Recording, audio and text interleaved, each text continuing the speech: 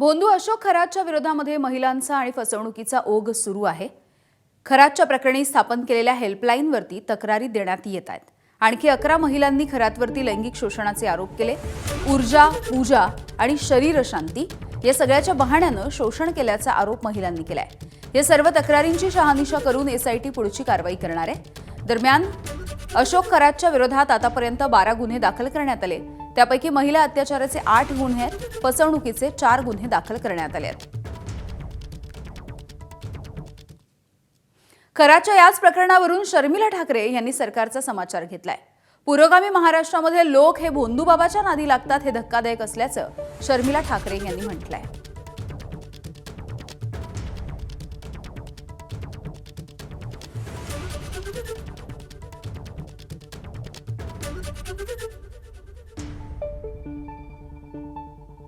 मी विनंती करीन, तुम्ही या भोंदू बाबांकडे जाणं बंद करा।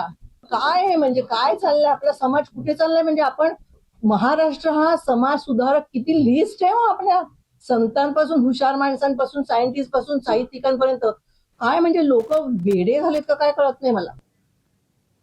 अशोक खरातच्या विरोधामध्ये एकूण 12 गुन्हे दाखल आहेत। त्यापैकी 10 गुन्हे नाशिकमध्ये तर 1 गुन्हा शिर्डी आणि राहता या ठिकाणी दाखल आहे। यामधल्या एका गुन्ह्याची पोलीस कोठडी संपल्याच्या नंतर कोर्टामध्ये सुनावणी झाली आहे। भोंदू अशोक खरात याला आज पुन्हा एकदा दुसऱ्या गुन्ह्यामध्ये न्यायालयीन कोठडी सुनावण्यात आली।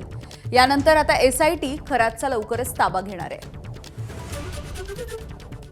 75/26 मध्ये